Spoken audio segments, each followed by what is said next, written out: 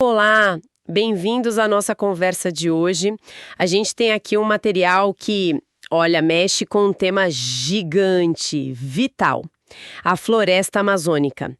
A gente pensa nela, né, como pura exuberância, água, mas os dados estão mostrando outra coisa, um processo de secagem acontecendo. E a pergunta fica, o que está por trás disso, né? Qual o motor dessa mudança? A base para nossa análise hoje é um artigo do Ecodebate. Ele detalha um estudo bem importante que saiu na Nature Communications e o título, assim, já entrega o ouro, né? Desmatamento é o fator principal do declínio das chuvas da Amazônia. Bem direto. Então, o que a gente vai fazer aqui é mergulhar um pouco nesses detalhes, tentar entender essa conexão, sabe? Perda de floresta, menos chuva. E por que quantificar isso agora é tão crucial? Não só para a Amazônia, mas para o clima do planeta todo. Ok, vamos lá. A primeira coisa que salta aos olhos é o número principal, né? E sim, e é um número que realmente, nossa, chama atenção. O estudo aponta que uns 75%, 75? 3/4. Exato. 3/4 da diminuição de chuva observada na bacia amazônica pode ser ligada direto ao desmatamento. Não é tipo um fatorzinho, é o principal. Impressionante. E, pelo que eu li, parece que até os pesquisadores ficaram meio surpresos com esse peso todo. O artigo cita o Marco Franco, da USP, que liderou o estudo. Ele disse algo tipo... a gente esperava que o desmatamento fosse importante, claro, mas não tanto. Isso dá uma ideia da força da coisa, né? Da relação que eles conseguiram isolar ali. Tem um mecanismo que a gente até conhece, biofísico, mas quantificar isso em grande escala sempre foi o desafio. A gente está falando do papel das árvores no ciclo da água lá na Amazônia. É um sistema que se alimenta, né? Mais de 40% da chuva que cai lá, na verdade, é água que a própria floresta reciclou. Pela evapotranspiração. Assim, as árvores puxando água do solo e soltando vapor. Isso. Funcionam como umas bombas d'água gigantes, né? Puxam do solo e liberam vapor para a atmosfera. Então, a lógica parece direta. Tirou a árvore, tirou a bomba. Aí tem menos vapor para formar nuvem e menos chuva. A lógica básica é essa. Menos árvore, menos umidade gerada ali localmente, menos chuva. Parece simples na teoria, né? Mas os efeitos devem ser complexos. Sim, são. E o que esse estudo faz de tão relevante é justamente colocar um número robusto nisso. Conseguir separar o efeito do desmatamento de outros fatores. Porque tem outras coisas que influenciam a chuva, né? Fenômenos no oceano, mudanças no clima global. Separar isso era o pulo do gato que faltava. E por que era tão difícil fazer isso antes? O artigo fala que os efeitos das mudanças climáticas podem aparecer longe de onde se desmatou. Imagino que isso complica tudo na hora de dizer. E isso causou aquilo, né? Precisamente. A atmosfera não tem fronteira, né? Um aquecimento do outro lado do mundo pode mudar o vento e afetar a chuva aqui. Assim como desmatar aqui, afeta a chuva aqui. Desembaraçar esses fios, sabe? Entender quanto é culpa da ação local, o desmate, e quanto é de fatores maiores, distantes. Isso exigiu uma abordagem mais sofisticada. E como eles conseguiram, então? Qual foi a chave para isolar o peso do desmatamento? Eles combinaram várias ferramentas potentes. Primeiro, olharam um período longo de dados, mais de 35 anos. Pegaram áreas-chave da Amazônia brasileira. Usaram dados de satélite, né, com alta resolução, para ver a cobertura florestal ano a ano. E cruzaram isso com o registro de chuva, outros dados de clima. E aí usaram métodos analíticos avançados, provavelmente modelos estatísticos, talvez simulações, para tentar controlar as variáveis. É como perguntar para os dados, olha, se a gente segurar os outros fatores, qual foi o efeito só de mudar a floresta na chuva? Entendi.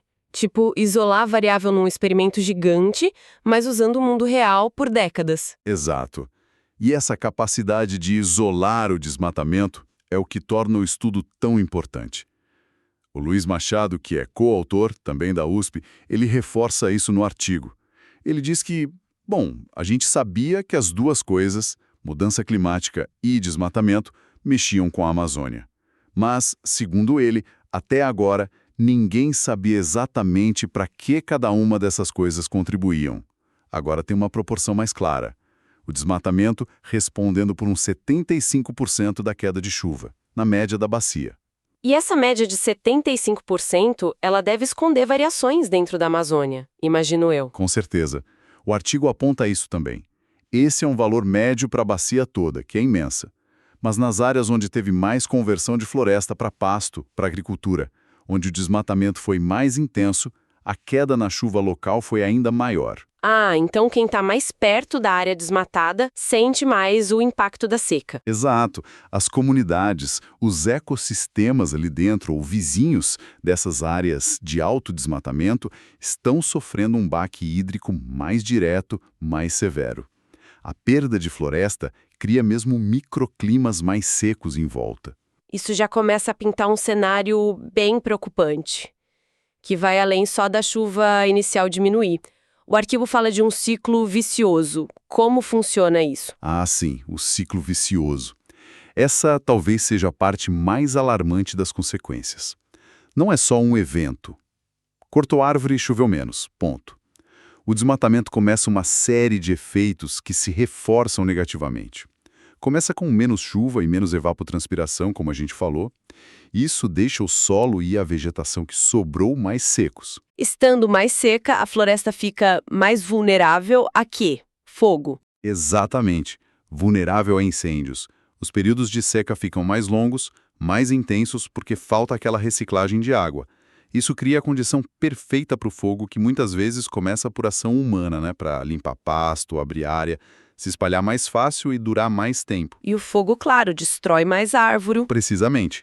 Destrói mais árvore, libera um monte de carbono na atmosfera, o que piora o aquecimento global, que também pode piorar a seca, e reduz ainda mais a capacidade da paisagem de gerar e guardar umidade. Aí intensifica a seca no próximo ciclo, deixa a floresta ainda mais inflamável. É uma espiral, sabe? Desmatamento leva a menos chuva, que leva a mais seca, que leva a mais fogo, que leva a mais perda de floresta, que leva a menos chuva ainda. Caramba, é um ciclo que parece muito difícil de quebrar depois que engrena em larga escala. E isso leva para aquela ideia assustadora do ponto crítico, o tal do tipping point. O que esse estudo diz sobre isso? Ele reforça esse risco? Ele reforça, sim, a plausibilidade desse risco. A ideia do tipping point amazônico não é nova, né? Já vem sendo falada há uns anos pelos cientistas. A preocupação é que, se esse ciclo vicioso de desmate, seca e fogo for longe demais, a floresta tropical úmida pode passar de um limite, um ponto de não retorno. A partir dali, ela talvez não consiga mais manter o próprio clima úmido e começaria a virar outra coisa, talvez de forma irreversível, na nossa escala de tempo. Viraria um ecossistema mais seco. Tipo uma savana. Isso, parecido com uma savana, um cerrado talvez mais degradado. E o que significaria essa transformação, além, claro, da perda de biodiversidade única que a gente sabe que tem ali? Significaria uma mudança total na paisagem. Árvores mais ralas, adaptadas à seca, e uma capacidade muito menor de guardar carbono e de reciclar água. Esse estudo, ao mostrar tão forte essa ligação entre floresta e chuva, ele dá mais força para a ideia de que essa savanização não é só teoria, pode estar sendo empurrada pelo desmatamento atual. Mostra como o regime de chuvas é sensível à presença da floresta. Imaginar uma Amazônia virando savana, as implicações ecológicas, climáticas, são gigantescas. E falando em implicações climáticas, o artigo também menciona a questão do carbono, né? O tal carbono irrecuperável. O que é isso exatamente? Sim, e esse ponto é chave para entender a importância global da Amazônia. A Conservation International, que é citada na fonte, usa esse termo, carbono irrecuperável. Seria aquele estoque enorme de carbono guardado na biomassa, nas árvores, folhas, raízes e também no solo da floresta. Por que irrecuperável? Porque se ele for liberado rápido para a atmosfera, principalmente pela queima, no desmatamento, nos incêndios, a quantidade é tão absurda que a natureza não conseguiria pegar de volta, em florestas novas ou outros lugares, a tempo de evitar os piores cenários de aquecimento global que a gente prevê para as próximas décadas. Entendi. Então, cada pedaço desmatado ou queimado na Amazônia não é só uma perda ali. É um empurrão direto no aquecimento global, liberando um carbono que levou séculos, milênios para acumular ali. Exatamente. E a Amazônia, segundo a Conservation International, tem mais desse carbono irrecuperável do que qualquer outra floresta do planeta. Então, manter a floresta amazônica em pé é uma das estratégias mais eficientes e urgentes para a gente frear as mudanças climáticas. É uma responsabilidade de todos, mas com um epicentro geográfico bem claro. E diante dessa importância toda, como é que ficam os esforços para conservar? O artigo menciona iniciativas tipo a meta 30 por 30, criação de áreas protegidas, isso está dando resultado? Aí a gente entra num contraste bem preocupante que o artigo também mostra. Por um lado, sim, tem esforços importantes, globais e locais. A meta 30 por 30, né? Aquele compromisso de proteger 30% do planeta até 2030, é um exemplo. E localmente, o artigo cita a criação de 3 novas áreas protegidas na Amazônia com apoio da Conservation International. Isso é ótimo. Essas áreas são barreiras importantes legais contra o desmatamento. Mas, senti um mas chegando. Tem um mas bem grande, infelizmente. Os dados de desmate e queimada recentes, que o artigo também cita, eles pintam um quadro bem sombrio, que vai na contramão, falam em mais de 16 milhões de hectares queimados na Amazônia em 2024. 16 milhões. E, talvez pior ainda, um aumento de 27% no desmatamento detectado no primeiro semestre de 2025, comparado com o mesmo período de 2024. 27% de aumento. Nossa, é um salto enorme. Isso mostra que a pressão na floresta continua e talvez esteja até piorando, mesmo com metas e áreas novas. Exatamente. Esses números mostram uma tensão, sabe, entre a intenção de conservar e o que está acontecendo de fato lá no chão. Indicam que as causas do desmatamento, seja gado, soja, madeira ilegal, mineração, grilagem, continuam muito fortes. Talvez até mais fortes que o controle e a proteção em alguns lugares.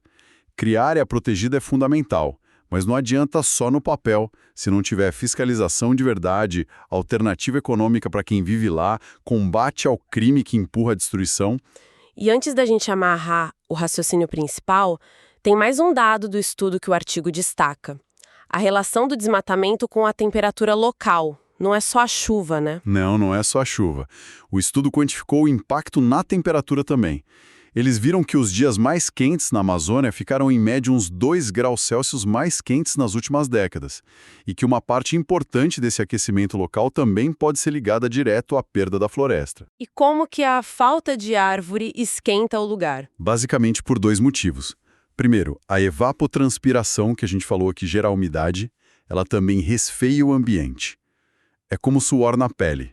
Menos árvore, menos desse ar-condicionado natural.